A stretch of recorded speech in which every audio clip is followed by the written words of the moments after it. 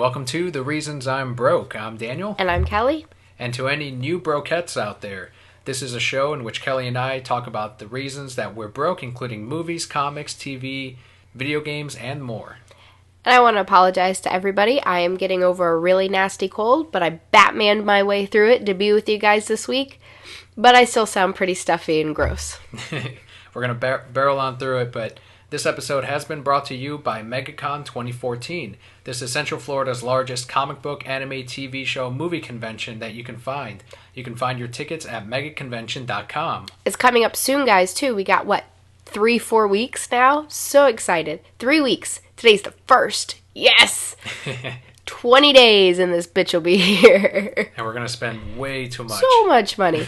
But the dates are March 21st through the 23rd. Cannot wait. Buy your tickets now at megaconvention.com. Save $10 if you buy them online as opposed to at the door.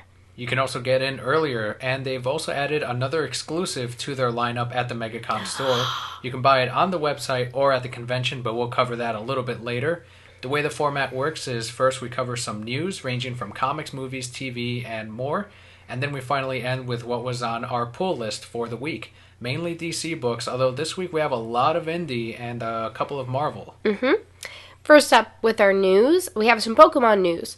Twitch beat Pokemon Red last night after 16 days, 7 hours, 50 minutes, and 19 seconds of continuous play. They got there way sooner than I thought they would. They were stuck at the Rocket Hideout for the longest time, and Next thing you know, they're up to the Elite Four. I think eventually some people are like, this is taking way too long, I'm done. Yeah, but for anyone that doesn't know what this is, Twitch is kind of like a video streaming channel, and through the chat, someone created a program in which whatever inputs people put in the chat, the character would do in the game. But this would be like 17,000, 20,000 people at the same time throwing in inputs. And eventually Red got through the entire game. Not without a couple of mistakes, though. I mean, a couple times they let go of Pokemon from the PC, completely released them. And then last night I was watching, and they were on the Elite Four. They were fighting Lorelei. If you remember, she has the Ice-type Pokemon, the Water-type also. And they're fighting the Dugong. I don't know what was going on. The Dugong kept using Rest. And it was like that for a long time. They kept switching Pokemon out, and the Dugong kept using Rest. I'm assuming completely ran out of moves and only had Rest to go with. I'm like, I can't sit here and just watch them eventually do some damage after even Rest goes away. Yeah, wow. Where do people find the patience for that? I would not. I'm like, I'm going to go play my regular Red version and beat it in a fourth of the time you guys took.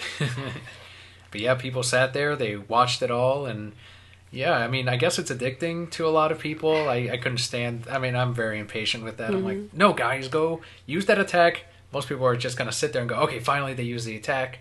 Not me. I'm like, I'm going to go work on this podcast some more. Well, good for them. I'm excited they can finally move on with their lives and probably beat Blue next. Yeah, I guess it's spawned off some other Twitch Plays games, like Twitch Plays Zelda. There's like a Twitch Plays Tetris out there. Oh, Tetris, that would make me so angry. I couldn't do it. Yeah, it wouldn't work out too well, would it? Nope. But congratulations to everyone that participated in that, especially those that stuck to it from the very beginning. That is quite a feat. Yeah. I hope they actually go on and do some more of the Pokemon games and see how quickly they can beat that. The creator of the program originally wanted to see them catch all 150 Pokemon. I don't know if that's going to happen. They would let most of them go in the PC. Well, I don't think they have to keep them. As long as they complete the Pokedex, then that's good. That's how I completed it originally. Like, all I did was I went to my friend's house, and we traded, like, Pokemon back and forth because the Pokedex would still register as you having them or owning them. To some more Pokemon news, Pokemon has finally arrived on Netflix. Dun dun dun dun dun dun dun dun dun dun dun dun dun dun dun dun dun. Why do we always do that? What did we get that from? Got it from me. I always go to Zelda. You do. You do. So excited. This includes the very first season, which I cannot wait for. If you search Pokemon, the Indigo League, that's the one. And it's not in HD, but, I mean, come on. It was never in HD. We get to see Ash and Misty in their budding relationship. That ends up going nowhere. Well, it'll go somewhere someday. And Brock picking up on his ladies. Team Rocket at their finest. No Boba Fett or anything. No. Wabahoo? What? We get to see Ash catch Bulbasaur, Charmander, and Squirtle. Yes. And well, only evolve one of them. Inherit them? Did he really catch them all? He caught Bulbasaur. Squirtle just kind of joined. Same with Charmander. Charmander he found on the side of the fucking That road. was so sad. That was such a sad episode. Fuck Charmander. Wait, is Goodbye Pikachu in there? Goodbye Pikachu's on there. I'm gonna cry so much. But it is great news. You can finally catch up on those old episodes and relive them. Poke Rap is at the end of every single yes. one. Who's that Pokemon? Who's that Pokemon? It's Arnold. And they still have it advertised where they say, catch Pokemon Monday through Friday.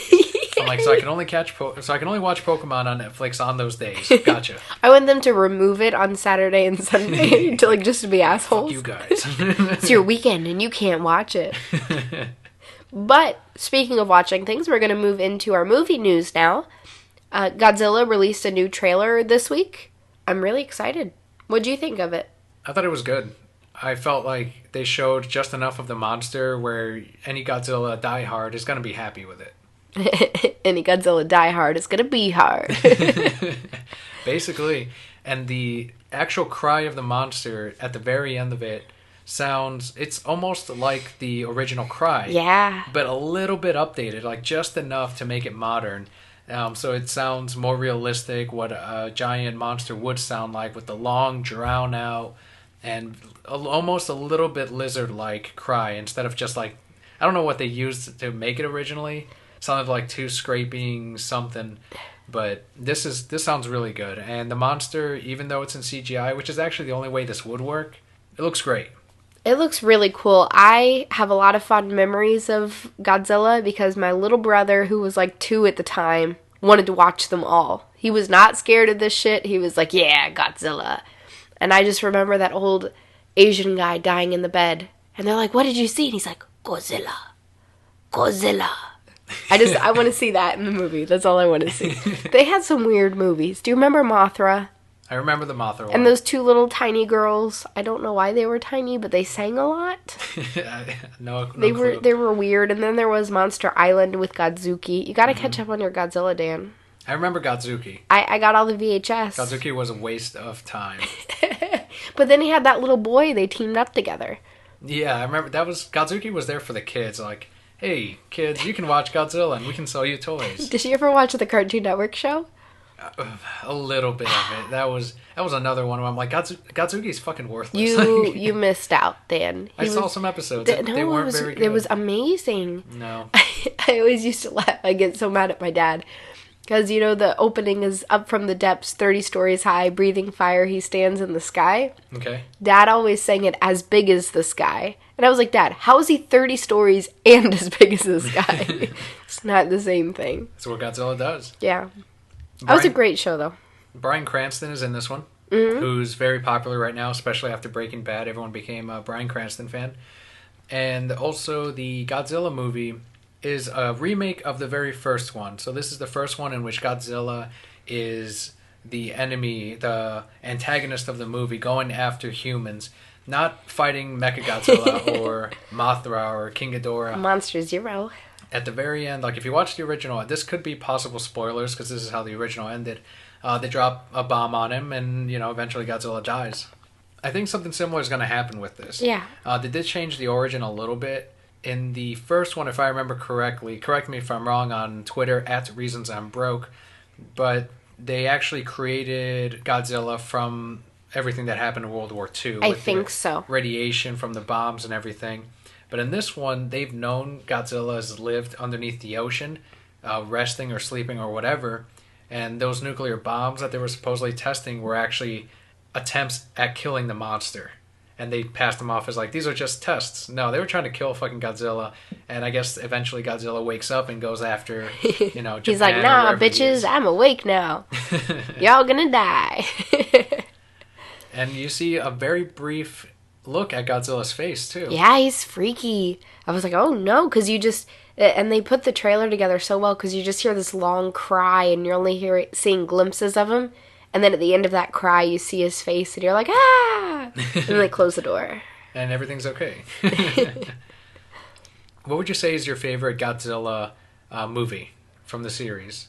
Or your favorite monster? That is one and the same, Dan. Monster Zero was my favorite monster and my favorite movie. It was like the second or third one. Mm-hmm. Only because Godzilla goes to the moon. Or somewhere. I don't remember why. But they take him up there. And he fights Monster Zero, and he does a little dance. At the very end of it? I have seen that. Where he goes like, "Mrr, mrr." Do you remember that dance? I do remember that dance. It was so great. And I loved it. I love Monster Zero's cry is my favorite of any of his monsters that he fought. My favorite would be the one with King Caesar. I think it's where they fight Mechagodzilla. They have to awaken King Caesar with a song, the two girls. They sing, King Caesar comes out, and he fights the shit out of Mechagodzilla with Godzilla. That's awesome. They both team up, and they fight Mechagodzilla. That's pretty much how they defeat him. Like, both of them together, they fight Mechagodzilla, and it was just great. I really liked King Caesar. And it was like the one only movie came out in, aside from Final Wars, which has like every monster.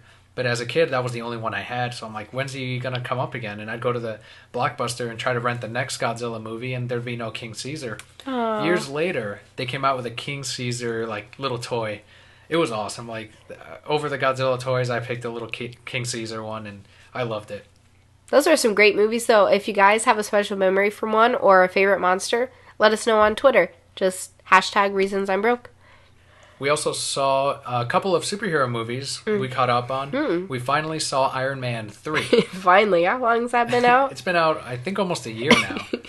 We're behind on the times. Now, but I still haven't seen 1 or 2.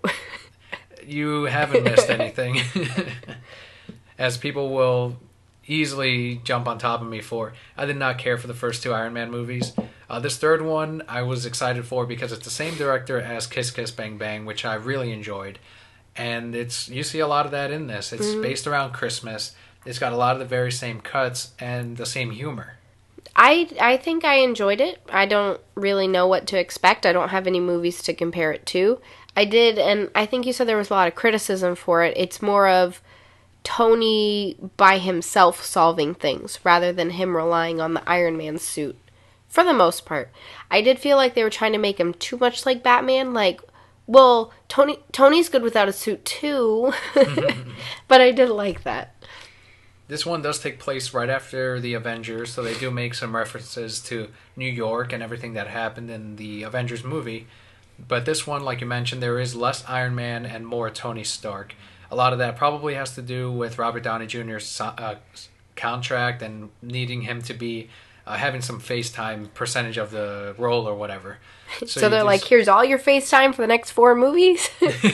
Right here. You just see a ton of Iron Man suits, and the villain is... His name escapes me right now, but he was... Let's call him Hans. Well, he uses extremis. It pretty much like makes their body really, really hot, and they can shoot fire, and they can melt through Iron Man's armor. Fire Nation. It's pretty much the Fire Nation from Minotaur. That's who Tony Stark fights. And like I said, any long-time listeners know that we don't read too much Marvel, so we're like, extremists? I guess it's cool. Like, we don't really understand. This one was my favorite of the 3 Iron Man movies, but I still didn't enjoy it very much. Like, I won't be seeing it again. I did like the Mandarin in this. Yeah, the Mandarin was awesome. Crazy drunk old man. I love that. I love the, spoiler alert, I guess, the fake Mandarin. Yeah. That was a really good role, and you see a very similar character in one of our comics that are coming up, but we'll talk about that later. Another movie that we saw was Justice League War. For those of you who aren't aware, this is the animated movie that is based off kind of the first arc of the New 52 Justice League. Mm-hmm. So before everybody's all together and Darkseid shows up, and this is how they become a team. We kind of watch this separately for the most part, so we're getting each other's opinions, I think, really for the first time. For the first time, right here, over the air. So, a lot of this is taken directly from the pages of Justice League. The New 52 series, you can pick up the trade now. It's available in hardcover and softcover. It was a great arc. It was an okay arc, and I think I really realized that, especially watching this movie, because it follows the same story, but it was better in the comics. But it wasn't like it was based on some spectacular tale. Oh no! Like I didn't go out and go. I think I need to get volume 1. Never happened. I need to reread this. No, I watched it. We're okay. So in this one, Batman and Superman meet for the first time. Green Lantern and Batman kind of meet them at the same time, but Superman's line is read exactly how we imagine it. It was. It's not so much the words that are said, but even the guy voicing Superman was like, "Yeah, this is happening right now." Like, and what was the line? What can you do? Exactly like that. I'm not even exaggerating. Not even exaggerating. Exactly. And he falls in love with Batman then instantly. Too. Yeah. I felt, let's talk about some of the things we liked first, and then some of the problems we had. The animation was great. I thought it was too. Yeah. I thought the special effects, especially with Green Lantern, when he was just standing around and you see the light coming up, that's CGI done right. Mm-hmm. You have the hand-drawn stuff, and then you have a little bit of CGI mixed in. Just to add to it. Yeah. Exactly. I will say I liked that they used Shazam as opposed to Aquaman. I thought they wove him in really well to that story and helped build characters a little bit more than I think Aquaman would have. Was the Shazam backup story going on the same time as this? No, it was a little bit after that. Okay, well, anyway, that was a great backup story too. So for me, seeing Shazam in this, it was built off of that backup story that I had read. So that made it a little bit better for me too.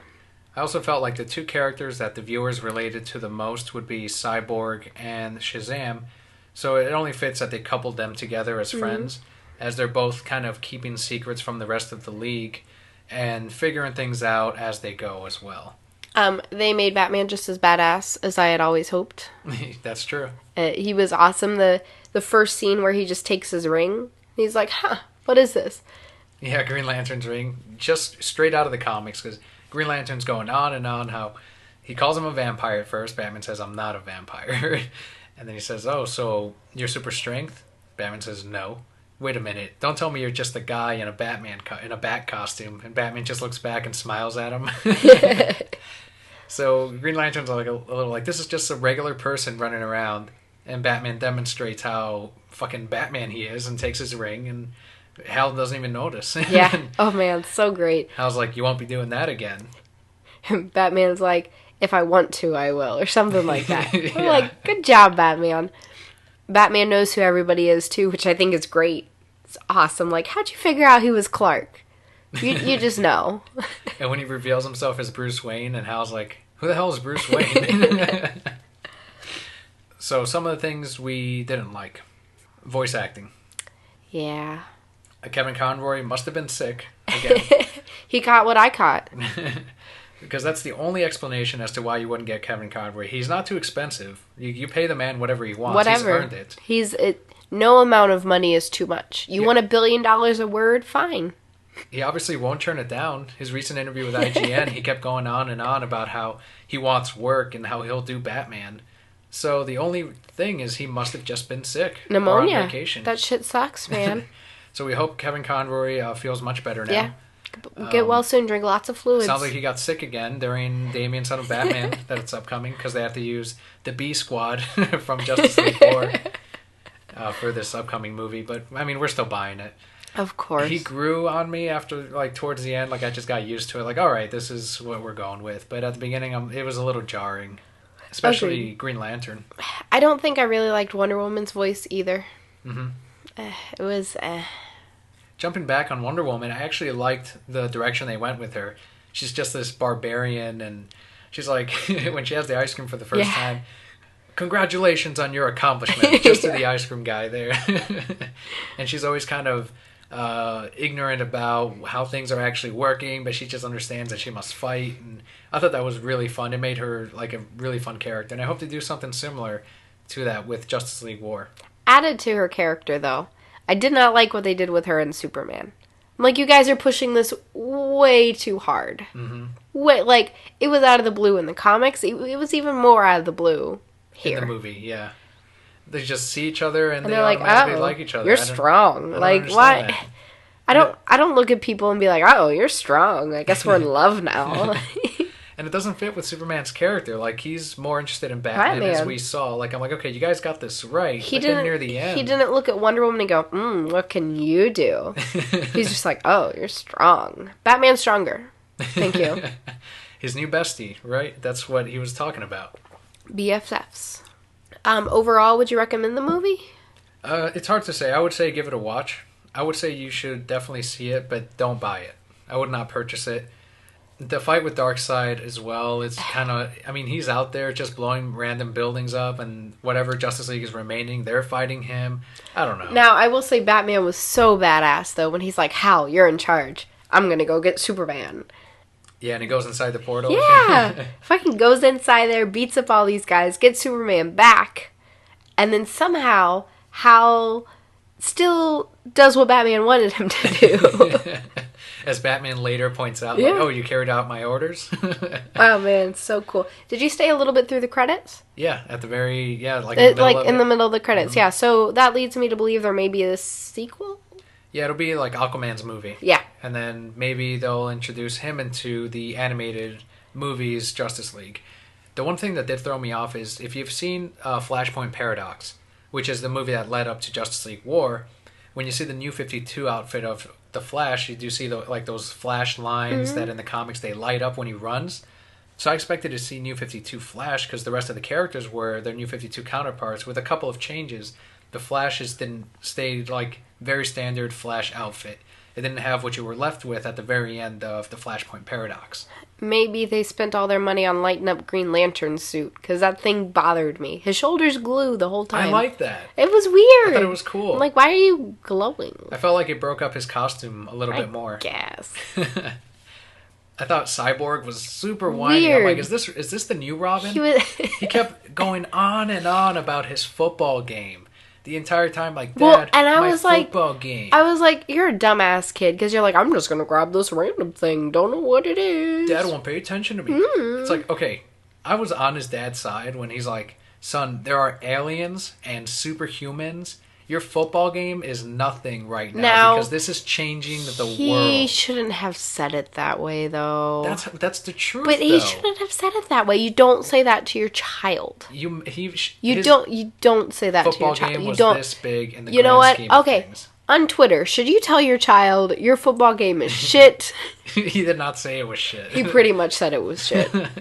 Because science was afoot. Like, you need to discover new things, not sit around for hours at a football game. But you see what he was doing? You need to support your children. Well, because if you don't, your children blow themselves up. This is why I'm not having kids, because I'd probably that's fine. Be too busy saving the fucking world and going to a football game. Gotta and even at the kid. whole time, too, Cyborg, when he's with the Justice League, he's like, what's it matter? I have no world to be in. I'm a machine freak. I have to worry about viruses. Like, Cyborg, shut the fuck up. Like, you're still going on about yourself? Look at the world around you right now. There's fucking Darkseid, who's 3 times the size of these superheroes, just blasting people around, and you're worried about where you're gonna fit in this world that's no longer gonna exist.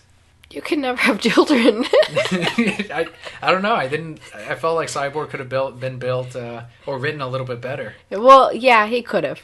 But here's what would happen in the life of Dan. Your child would come home from middle school and be like, Dad, all the kids call me a nerd. I don't know where I fit in. You don't know there's kids in Africa who can't, and then that'd be it. First world problems, son. First world problems. At least you have food. Here's a Batman comic. Read that. Oh, Batman. Terrible father. Overall, 3 stars? Out of 5 or... Yeah. Okay, out of 5, I'd probably give it 3.5. I found it very entertaining. Yeah, it was. So... I picked up a lot of innuendo from a lot of different characters towards a lot of other characters. Yeah, there was a lot of that, too. A lot of people were in love with each other. Didn't I tell you everybody was in love with everybody else? You did? I did, and it's true. The better Justice League movie, if you do want to see one, will be Justice League Doom. That's been out for a couple of years now. Great. As the original voice cast from Justice League at the animated series and Justice League United, except, of course, for Green Lantern, because it's Hal Jordan instead of Jon Stewart. I mean, give this a watch. You might enjoy it, especially if you read the New 52 Justice League books. We also had a great trailer release this week For Arkham Origins, this is the new DLC. It's called Cold Cold Heart. This is the one that they teased on January 1st. Which everybody knew what it was. Yeah, a couple of episodes where we were like, it's Mr. Freeze. It's Mr. Freeze, guys. It's Mr. Freeze, and it's great. Not written by Dini, though. I thought this trailer was great. It was really eerie in a way. I feel like it looks like it follows the animated series a lot. With the Humanitarian Award. Yes, which makes me so happy. Yeah, I'm glad they went with that instead of the New 52 Origin. And they didn't exactly show Mr. Freeze, but I was really excited to see what older outfit they were going to put him in, since it's like the Origins and the first time you see Mr. Freeze come up to Batman. Yeah, really excited for this. When does it release? Do we have a date yet? It'll release in April, so next month. Awesome. Oh man, it's March. That's right. Absolutely cannot wait for this. It was smart of them to go for Mr. Freeze as the DLC, as the focus of it, because they're still calling the Mr. Freeze fight in Arkham City one of the best boss fights in video games. People really like that fight. You have to find different ways to take down Mr. Freeze, different takedowns, and every single time you took him down, he would freeze whatever like gargoyle you used, so you couldn't use the exact same tactic again. No, that was really nerve-wracking, though. I remember watching, be like, no, Dan, you gotta go over here. I think we had the guide for that, though. But if we didn't... It would have been a lot harder. It would have been really hard. Speaking of the Arkham games, Rocksteady may reveal this year's next Arkham game this coming week. Kevin Conroy's gonna leak that shit. He leaked it twice already. Let's go for 3 times, Kevin Conroy. Yeah, come on. Just leak it this weekend.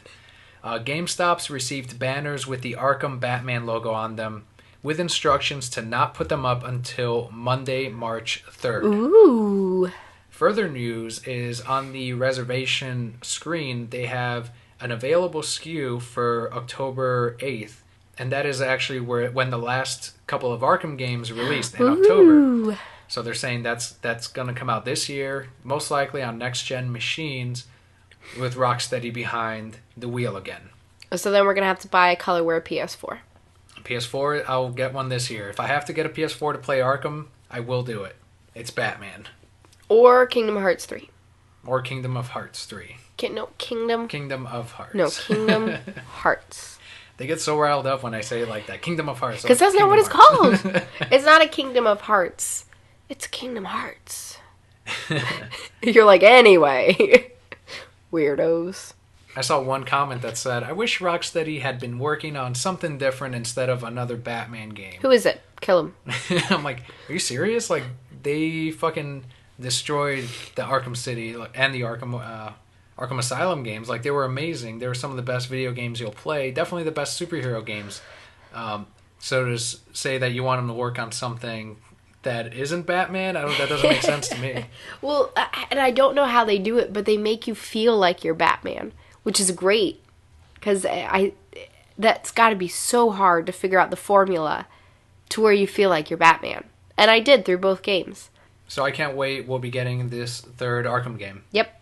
On to some Marvel news. Marvel will launch Rocket Raccoon #1, written and drawn by Scotty Young. Scotty Young has been doing a lot of the variant covers for Marvel recently, and we mainly read the Scotty Young Wonderful World of Oz and the rest of the Oz books. We are mainly attracted to the art, but then the story, of course, catches any reader, and it was amazing.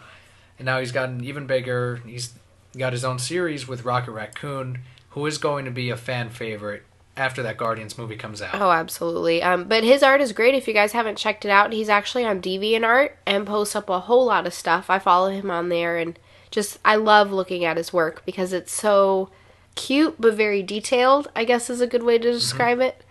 Great stuff on there. If you want some tattoos, some of his stuff would make great tattoos also. Yeah, he'll also be at MegaCon 2014, actually. Yeah. So you can go ahead and get some of his prints, get some signings, and maybe he's doing some commission work. So there you go. Mm-hmm. DC's bit of news. It's actually a little bit more up and down. I don't know how you're going to see it, but there's some things I like and some things I don't. The September event, which we knew about before, it will be a tie-in to Future's End for all ongoing books. Every book will move forward 5 years into the future, a future that may or may not happen. Every included comic book will also come accompanied with a 3D cover option. So the 3D comics are coming back. New titles launching in June and July will be incorporated into this jump. So after the movement goes away and whatever new book they replace it with, that will be a part of this September event. 3D covers coming back. Why? Because it made them money. When they met with retailers loved the jump in sales. They hated the execution of it, but there was money to be made, and they did make it. There is a 2D cover option as well, so Fine. you don't have to get the 3D Fine. cover. I mean, no, how could they? Now I won't buy anything. Dan DiDio went on to say that ultimately what you're going to see is the potential of where the futures can be going. He continued by announcing a third weekly comic that will launch in October. He feels that the industry needs another boost, just like in 2011 when DC launched the New 52. He ended with, "It's not that we're adding more product in, it's just as the weaker books go away, we're adding weeklies, which we think have big stories that lead to more and exciting events as they start to unfold over the next year." Are the weeklies going to be $1 to make up for... That's what I said. I immediately tweeted to DC and I was like, that's another weekly I'm not going to buy. I'm sorry. Where are we supposed to get $12 a month? Just wait for the trade to come out and then buy 6 issues in one. That's way cheaper. I'm going to wait for the trade. Meanwhile, we're going to pick up a couple of the issues that have our favorite artists. So in your case, Dustin Nguyen. I like Dustin Nguyen as well, but Guillaume March. Say it right. Dustin Nguyen. Thank you. Guillaume March, of course. If Paul Dini ever writes one of those, we'll pick it up. Jay Lee. Maybe Jay Lee. But a weekly... Picking up Batman Eternal every week or Future's End, it's insane. Like, it's super expensive. It's not practical for the average comic book buyer. It's not something that's going to work, I don't think. I don't think it's going to last more than 6 months. If the story's really good and we can't wait for the trade, can we buy it online for cheaper? I don't know. I'll do the trade and I'll read it. I don't know if I'll... It's tough. I don't even know if I can read these things. Yeah. We'll keep you updated with what we decide to do, guys, but I definitely don't agree with DC. Unless they drop that price point, I don't know where they think people are going to have the money. Like, how's this going to boost your sales if we don't have the money for it anyway? Even at $1.99 a week, yeah, 2468, that's $8. You're pretty much paying for $8 for one book a month. Yeah, it's more pages, whereas if you just bought it monthly, you'd be spending $3.99 at the most, or if it's an annual, $4.99 or $5.99. So to announce another weekly, it's just impractical. Like, I hope they don't continue to add more and more of these, because I honestly don't see them making that, in the long run, actually making a stable, ongoing weekly comic that they can actually support, even if it is Batman. Agreed. Yep, I definitely agree. We got some answers to the question of the week from the last podcast, the last episode. Our question was, should sites like bleedingcool.com hold off on spoiling a book until later on in the day or week after everyone's had a chance to read it? We got a couple of answers. The first one comes from @CamachoJess. Yes, spoilers aren't news. People share it so much that you almost can't avoid it. I won't pay for a comic if I know the end. However, I think Marvel messed up too, because now I believe the return of Parker won't be as big as it should be. It was always something we knew would happen, but I wanted to be surprised. Oh, I understand how you feel. I like knowing the end of a book before I read it. I most agreed with the line, spoilers aren't news. I feel like that's true. The most important thing to take away from it, because sites like Bleeding Cool, their job is to get clicks. Their job is to get readers to come to their website and potentially, read the advertisements and monetize off of that or whatever. They want clicks. So they'll put up that big spoiler, this is the last page of this book, I get it. But she's absolutely right. That is not news. That is an actual... You're just saying what is happening in the book. Right. If that's what you need to keep your site successful, then you need to find a different way. I do agree with that. Our next comment comes from @Honda1972Perk, who says, hold off until we've had a chance to read them. So 100% of our responses were definitely on Dan Slott's side on this one, that they should hold off until later on in the day at least, where most comic book buyers can buy the book, as opposed to what Bleeding Cool did, in which they released it immediately after the east side, so the eastern comic book shops opened, whereas on the west side, they were still hours from getting their comic books. If you heard our episode last week, we kind of sided a little bit with Bleeding Cool because you can't really, they have a right to spoil the book if they really want to. But the question was, should they spoil the book? So thank you everyone for your responses this week. We definitely appreciate it. If you want to share your thoughts on this or any other bit of news this week, you can find us on Twitter at ReasonsI'mBroke. And that's actually going to wrap up our news this week. This news and every other news is brought to you by Mega Convention.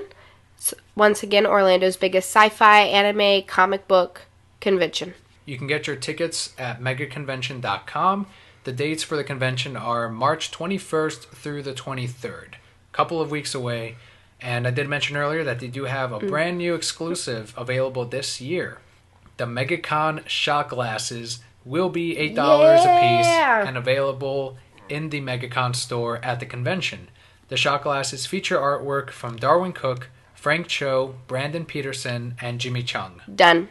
Darwin Cook, sold. There are all the various crocodiles that they've had throughout the years on the different t-shirts, but now they have them. They have enough of them where they can put them on some shot glasses. Darwin Cook, meet my vodka. Thank you, Darwin Cook. This is delicious. One other thing they added, I don't know if you saw it on Facebook.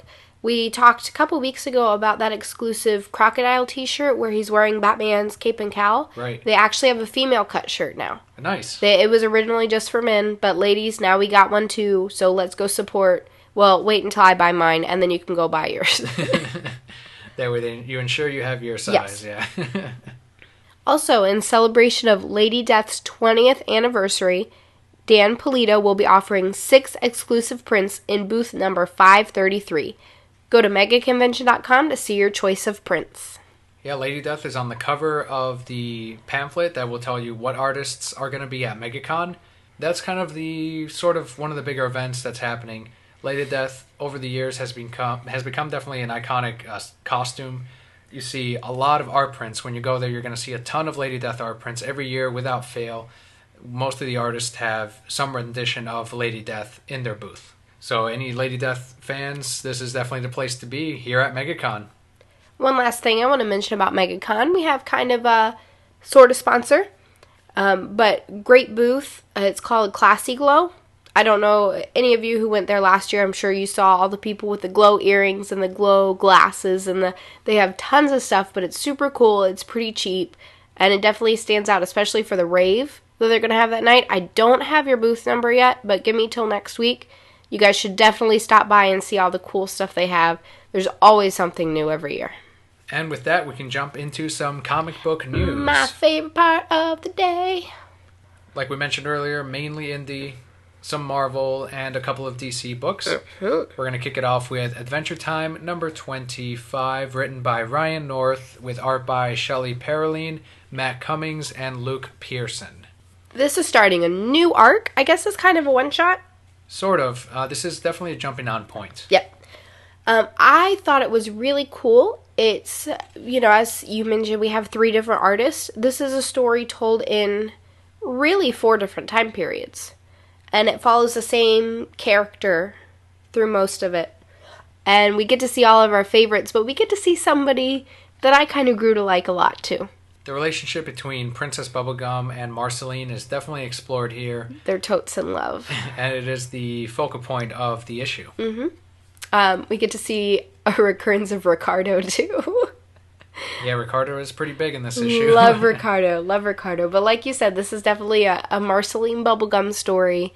I don't know that I want to give too much away, but it follows kind of a trinket that's important to the two of them that kind of gets lost, and in the process of the story, they get to rediscover what their friendship is, not only with each other, but with Finn and Jake as well. Yeah, it was a very strong issue, tons of dialogue. Definitely get your money's worth with Adventure Time number 25. It is $4.99, so you do get a bunch of extra pages, but it was good, and it is a jumping on point, and the whole story does pretty much wrap up in this. So like you mentioned earlier, it sort of is a one-shot as well. The ending made me sad. It was a sad ending. I know, I was like, oh no! But not a lot of Ice King. Should have been more. Should have been more. Next is Bravest Warriors number 17, written by Jason Johnson and Breen Burns, with art by Mike Holmes. This is an Impossible story. With yes, his gas-powered stick, baby. Never runs out of gas. This story is actually called Gas-Powered Beans. he gets tricked into letting go of his beans, his gas-powered beans. I don't think he got tricked. He was tricked. He got future Finn.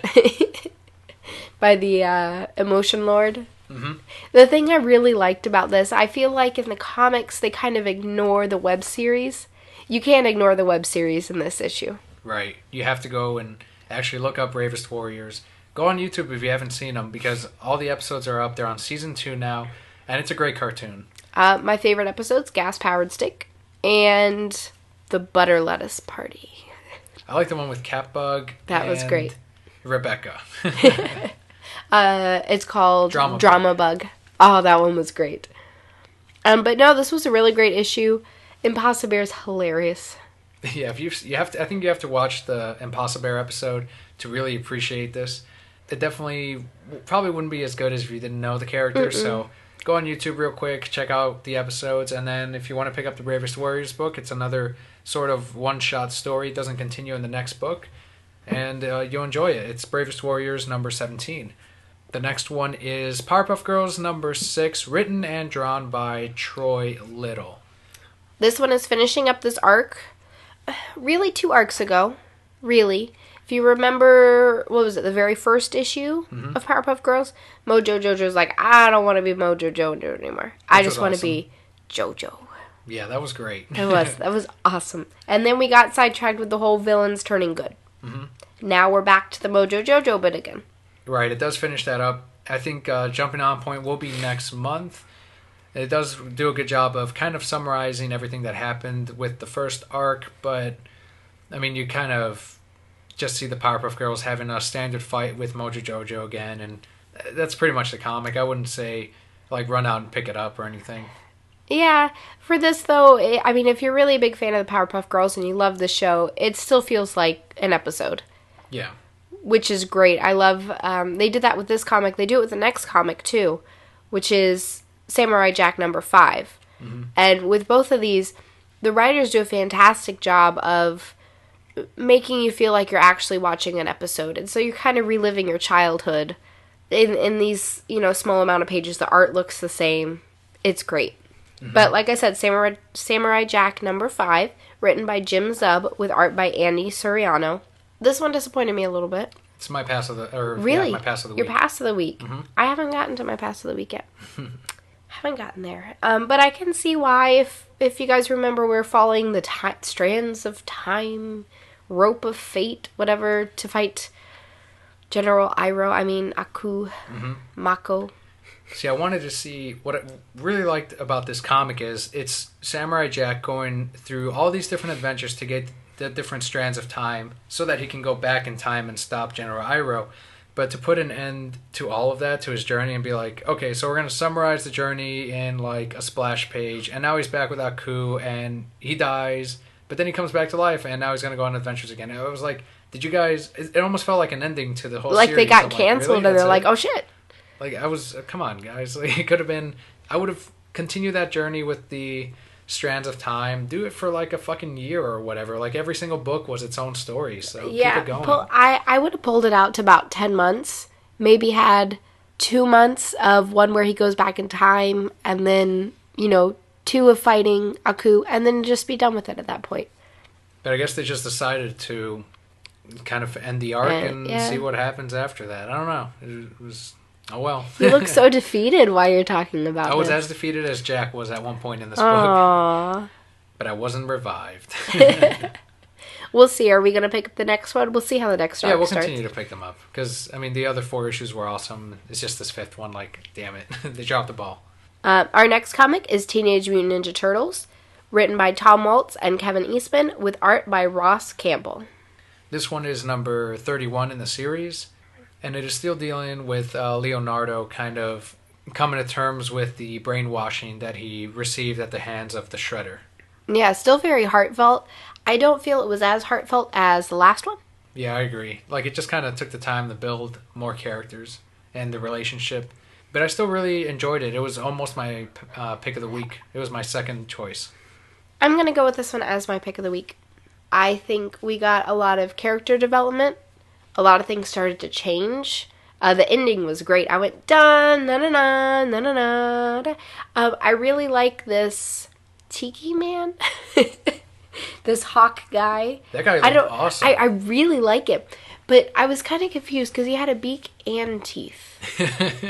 So I was confused, but it still looked cool. I was cool with it. You got some Wolverines running around. Yeah. You get a great Splinter and Leo moment. Splinter's still very careful with how he talks to Leo. Yeah, but I think it was what he needed to hear, and I thought it was great. April gets a new look randomly. Yeah, I thought it was fine. Like, whatever. She's going to have a dilemma in the next one. Yep. Which I can't wait to see. She has a choice to make. I don't know. The art does it for me, too, in this book, because it feels so delicate, like the situation. Like, it goes perfectly with the story that's being told.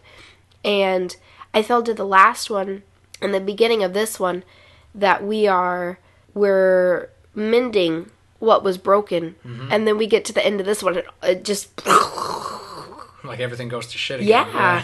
And it was great because they were holding me so gently, and then they just dropped me again, and I'm like, no, Ninja Turtle. There's also a love story. Yes. No, not really, Dan. There's a love story. It was kind of a love story, but not a super love story. But that love story was broken at the end. I think it's gonna be mended again in number 32. You can't remend once mended wounds. One thing I really liked in this too is when Casey's talking about him and Splinter and the kind of people they are, where he's like, we're warriors and we just take hit after hit and we heal from that and we just move on. I'm like, yeah, Leo's the same way. Mm-hmm. He'll get better too. Yeah. I really like this comic. I don't know. This whole arc has been great. I know we're getting the old artist back, but this artist has done a fantastic job. Yeah, Ross Campbell's been killing it with this. We really like Matteo Santaloco, who's returning, and I'm happy he's coming back too. So, win-win. The next one is moving on to our Marvel books, Cataclysm: Ultimate's Last Stand, number 5 of 5. It's written by Brian Michael Bendis with art by Mark Bagley. This finally ends everything in Cataclysm. Repercussions of this aren't as vast as we initially thought. We initially thought that the Ultimate Universe was going to be ended at a time where it should have been. But instead, everything's got solved. Very similar to Justice League War at the very end, where they're pushing Darkseid into the portal. You get almost the same thing here with Galactus. For me, this was a really weak ending. I don't know. I thought it would be more than that. And all of a sudden, they're just like, and it's over. Can I spoil a little bit? It's over and we lost Thor. To be fair, like, Junkman Thor is the one that saved the day. He did. He yells, have at thee, and drunkenly just flies at fucking Galactus. I'm like, fucking Junkman saved the world, bitches. And whoever, what's his name? Reed Richards? Mm-hmm. He's like, he knew what he was doing. Like, he was drunk off his ass. He had no idea what he was like doing. An infant. But him and Galactus are stuck in Kingdom Hearts now. they are, you're right. Mickey turned around at the last second. He's like, ho ho. And you'll see them return in the future as Galactus Thor, I guess. I don't know. Galactor. Thorlactus. That's what they're going to be. He's going to be Thorlactus. Drunken Thorlactus. So I thought that was probably my favorite part of the book. Just that drunken Thor is the one that saved the day. There was a love story in this one too. I didn't see it. I saw it. Who'd you see it between? Miles and Kitty. Kitty Pryde and Ultimate Spider-Man. Because Miles like saves her, and then she gives him a big ol' hug, and he's like, "Whoa, I'm Miles," and she's like, "Hi, Miles." I don't know. There was a love story there. Read it again. I'm female. I pick out the love stories and everything. How about a lucky broquette out there? Go ahead and read it. Yeah. Head on over to marvel.com/redeem. First broquette that enters this code gets to read Cataclysm Ultimate's Last Stand, number 5. Your code is TMATENBNT95H. There were a lot of letters in that could sound like other letters, so now it's a guessing game. So whoever really wants it is... I'm not repeating it again, and this podcast will self-destruct after... After it's over, because we've got a couple more comics to get through. The other Marvel book that we got this week. Superior Spider-Man number 28, written by Dan Slott with art by Giuseppe Camuncoli. We are, I think, getting to the end of Doc Ock Spider-Man. Goblin Nation Part 2. Yep, spooky. I gave out the code over Twitter, so if a brokehead out there has read it, let us know what you thought of this issue at Reasons I'm Broke. But otherwise, Superior Spider-Man really pushed to the ropes, against the ropes here. He is losing a lot of ground, and the Green Goblin is starting to get into his personal life. Not Peter Parker's, but more Doc Ock's. Doc Ock's. Yep. I really liked Mary Jane in this issue. I liked her a lot. Yeah, did Gail Simone guest write this? She must have, because that was a strong female character. But she's pretty much like, I've seen this happen before. I know it's going to happen. Fuck if I'm going to let it happen. And she starts picking up everybody close to Peter Parker, and she's like, we're getting the hell out of town. Mm-hmm. Which was awesome. So Peter Parker's life, the people surrounding him are okay, but it's almost like another Gwen Stacy type of moment, I feel like, is going to happen, and I don't want it to happen, because I actually like the character that is imperiled by the end of it. Yeah, agreed. It's been a great run for Doc Ock. We kind of all knew from the beginning Peter was going to come back. Mm-hmm. And I like that Peter is having... We talked about it last week. We get to see it more in this issue, where Peter's having to live through his whole life. Right. So he is actually almost losing himself in Doc Ock's memories, starting to forget who he is. But I think by the end of it, he's going to have a great understanding of who Doc Ock is, and ultimately be a superior Peter Parker Spider-Man. Ooh, you see what I did just there? An ultimate Spider-Man. On to our DC books for this week. Adventures of Superman number 10. It's written by Josh Elder and Derek Friedolfs, with art by Victor Ibanez and Sean Cheeks Galloway. This is my pass of the week. This is my pick of the week. Oh! What happened here? What mistake did you make? What mistake did you make? I have so many issues with this book. Sounds like you're going to be so mad about it. It sounds like you're going to be mad. Okay, go ahead. Tell them all why this is your pick of the week. Wait, this is good. We haven't had this in a while. We've never had it, I think, where I have a pick of the week and you have a pass of the week. I'm sure it happened once. Like when we read 2 comics one week. Well, this one, all right. The comic, as you all know, is released digitally first and then put into print. So you do have a couple of different artists, but the 3 parts tell the same story. It's all about Superman receiving these letters, very similar to how Santa Claus would receive it if he was real. Whoops. Sorry, little brocats out there. Santa Claus isn't real, but Batman is. So he receives these letters, and they're all to Superman, telling him how some women want to fuck him, so they write these letters and send risque pictures to him. But that picture wasn't really that risque, but okay. Others are of, like, little kids that really want some saving in a town that Superman may or may not often come to. And one of the stories is a kid that initially you think it's because he's being bullied, but he actually turns into a monster and he can't control it. We don't know how, we don't know what the origins are. That's not the point. The point is the kid wants to die, and he knows that Superman can kill him. Superman can put a stop to him. We've seen this type of story before, but I felt like in this context of these kids writing to Superman, it was great. Because he says, I'm only going to keep hurting people. I'm assuming the kid has done it in the past and he couldn't control it, so Superman needs to be the one to end him. But I felt like the reason this was my pick of the week was the very last story. There's a kid that sends him a letter about being sick, having cancer. And Superman goes to this hospital where he sees this kid and he sees these other children that he can't save. He can't help these guys. Instead, he can only make them feel better by being Superman, looking up to these kids with sicknesses, these kids that probably are going to die relatively soon. So he puts the little cape on the child and plays with them around the room. And it was just, I felt like these writers were making a comic book, and this comic book will mean so much to someone that is terminally ill. This is the Superman love letter to those kids that are sick in hospitals. Superman can't save everyone. He can't save you if you're sick. But instead, it's like a little playful story on Superman in your life personally, and talking about how brave you kids are, or anyone that's sick out there. The Man of Steel is looking up to you. And I felt like if I were sick or if I had a child that was sick, this would just be one of the most important comic books I'd ever buy. And that's why this was my pick of the week. So you make me feel bad for this being my pass of the week. Like, I understand everything you're bringing up, and I do agree with all of that. But you're a heartless person. I'm not a heartless person. But there were just little things in this comic that bothered me a lot. And they shouldn't have bothered me as much as they did. But they bothered me a lot. For example, that story of the little kid who turns into a monster. I would have liked that to have been a little more believable than it was. Because it wasn't, he turns into a bigger, I would have preferred him, like, he grows a little bit in size and his skin gets tougher and he just gets filled with rage and starts, I would have preferred that. He turns into, like, a Pokemon.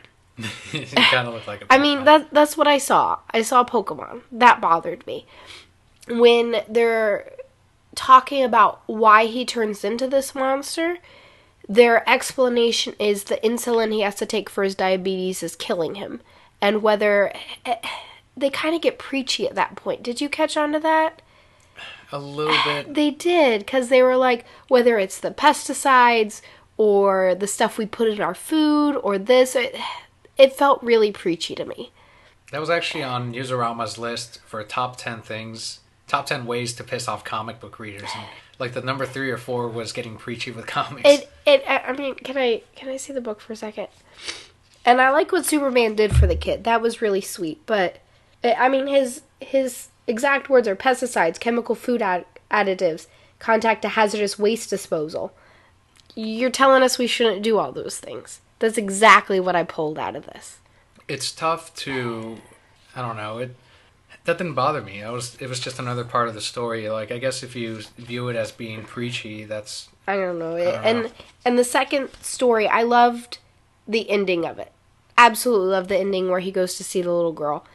But the only thing I thought, and it's really bad, like, I guess I'm a bad person for thinking this, but it wasn't, for me it would have been one thing if she was in Metropolis to go to her treatment and saw this. Her condition was found out after she was near Superman with the radiation. So for me, I'm thinking, did that have a direct effect on her sickness? And it could have. I mean, that's all that I thought about after that point. And I know that's not what they were trying to get across, but that's how I viewed it. And that's what I thought. It was just little things like that rubbed me the wrong way, where I'm like, kid, I get why they look up to him. But I felt like some of the stuff, I don't know. I mean, am I a bad person for thinking that? I kind of feel like I am, because I know that's not what they were trying to do. But that's how I saw it, because he was directly in front of the radiation beam, and she was in front of her parents. He was the only thing in between her and the radiation. That could also be another reason why Superman went out there, because maybe he knows that he is indirectly affecting a lot of people simply by existing, because some of these villains will put these people in danger to get at Superman. And that did happen in this case, but I don't know, I guess I focused on the warmer parts of the story than the rest of it. Better person. So that was Adventures of Superman number 10, your pass of the week, my pick of the week. Mm-hmm. You guys have heard what I have to say against it. If none of that bothers you, it definitely does have a great message. Next is Batman Superman number 8, aka Superman Loves Batman number 8, written by Greg Pak with art returning by Jay Lee. Oh, Jay Lee, wonderful job. No more of this nonsense with the horizontal comic books. That was weird. This is starting a new arc, so great jumping on point. First page, I fell in love. Why is that? Because it opens up with, my name is Helena, and I am the daughter of Bruce Wayne and Selena Kyle. And I went, bum, ba da bum, ba da bum, Batman and Catwoman. They went and had a daughter, and she is now really, really cool. But you knew before that Helena Wayne was the Huntress. Probably. So it's a jumping on point, yes and no. The no, yes, it starts a new arc with Power Girl and the Huntress meeting Batman and Superman. I guess for the first time is what they're showing here. Power Girl has trouble kind of controlling her powers. Something is causing her to be sick and to actually discharge power. Discharge a lot of power and potentially hurt a lot of people. So Superman is trying to put a stop to this. Batman doesn't trust either of the Kryptonians. Huntress is like, but Good he's for your Batman. best friend. And Batman's like, you really are from a different world. And so that kind of thing was going on.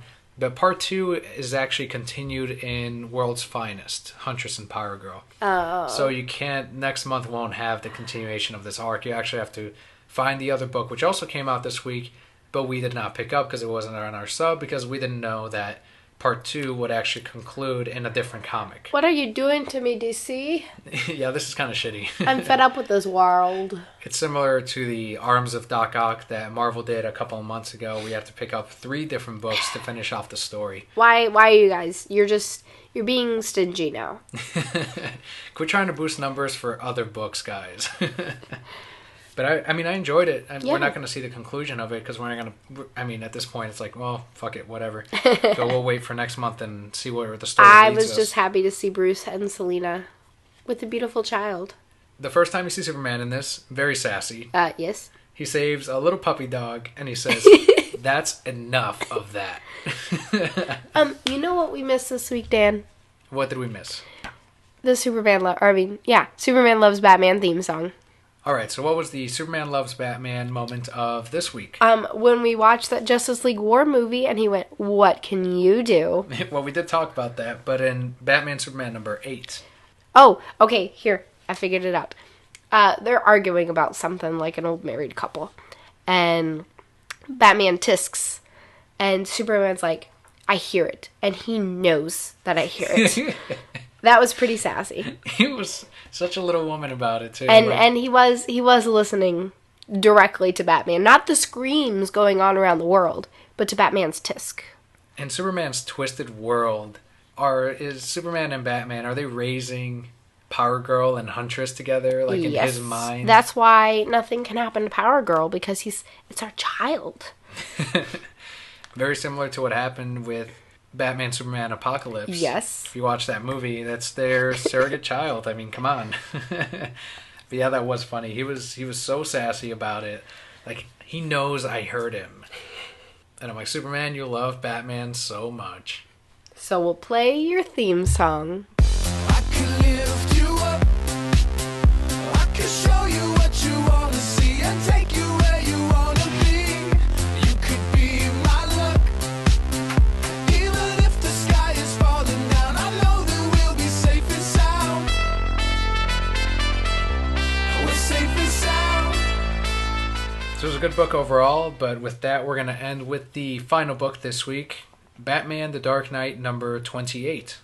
This one's written by Greg Hurwitz with art by Ethan Van Sciver. So this one, oh no, we already talked about your pick of the week. I was going to say, is this one your pick of the week? Whoops, sorry. Probably on too many cold meds right now. But this one was great. We're continuing, is this a new arc? It is a new arc. Yes with and no. Man-Bat. They like to use Man-Bat in the Dark Knight series. It was almost my pass of the week, honestly. I wasn't as impressed with it as you were. I did enjoy it. But I agree. I felt the story was a little weak. I mean, spoilers, but not really. It's not one Langstrom, it's the other. What they do is they set up another Man-Bat who's stronger than the regular one and is obviously related to Kirk Langstrom. It's his dad, and his dad's ruthless, corporate, greedy money guy. But he's always been impressed with Bruce Wayne since he was a baby. And he sees Kirk as like the failure son, and he sees Bruce as like the better son. I'm like, this is not creative. Like, you could have created a better villain than this. Just use Kirk again. Like, I don't give a shit. But like, to use like this Kirk Langstrom's dad as he's obviously evil, and there's no good here, and you have no sympathy for him. He's just bad, and now he fights Batman. I don't know. I like my villains a lot more interesting than that. You know, give me some tragedy behind the story, and maybe it is coming. But as far as an opening to that arc, this one didn't give me that. Agreed. One thing I did like in it though is Alfred points out something that I kind of forget a lot of the times, which I shouldn't because it's in their names. But Man-Bat is the exact opposite of Batman, which I really liked being reminded of that. That's probably what I pulled most from this book. Yeah, they do the comparison where this Man-Bat likes to draw blood from Gothamites. This villain also likes to take money from Gotham, whereas Bruce's parents used to put in a lot of money back into the economy, back into the working people. The Langstroms were doing the complete opposite. So that's one way in which Alfred makes the comparison between the two characters, like not only in the name Man-Bat and Batman, but also in their actions. Mm-hmm. So I think that's actually going to do it for our comics this week. Just to reiterate, my pick of the week was Teenage Mutant Ninja Turtles number 31. And mine was Adventures of Superman number 10. Adventures of Superman number 10 was actually my pass of the week. And my pass of the week was Samurai Jack number 5. To summarize the jumping on points again, will be Adventure Time number 25 this week, Bravest Warriors number 17, Powerpuff Girls number 6, Adventures of Superman number 10, and Batman the Dark Knight number 28. You guys can find us on Twitter at ReasonsI'mBroke, #ReasonsI'mBroke. Don't forget to subscribe on iTunes. You can download our podcast on there. Leave us a review. Makes it easier for people to find our podcast on iTunes. And if you don't have iTunes, we are also up on Stitcher. Just search The Reasons I'm Broke. You can download the Stitcher app through your iDevice or your Android device. It's available on both. We are also up on YouTube. We post the regular podcast, but we also have some unboxings, some pretty cool unboxings. So make sure you check out those, rate, comment, let us know what you think of the different statues and stuff that we pick up. Also on Facebook, facebook.com/thereasonsi'mbroke. Make sure to like us on there if you don't have Twitter. And MegaCon. We will definitely be at MegaCon in 3 weeks. Come find us. We'll have our handy dandy little shirts on. We'll be passing out cards. I don't know. What are we doing? Find us there, yeah. I'll probably be like getting some autographs, buying some art. Money. I'll be broke, man. We'll be there all We're not weekend. going to have money to run the podcast next week, next Nope. month. Or when those Dustin Win figures come. Don't even. I'm saving now. That'll do it this week. Thank you, Brokettes. Thanks for listening. I'm Daniel. And I'm Kelli. See you next week.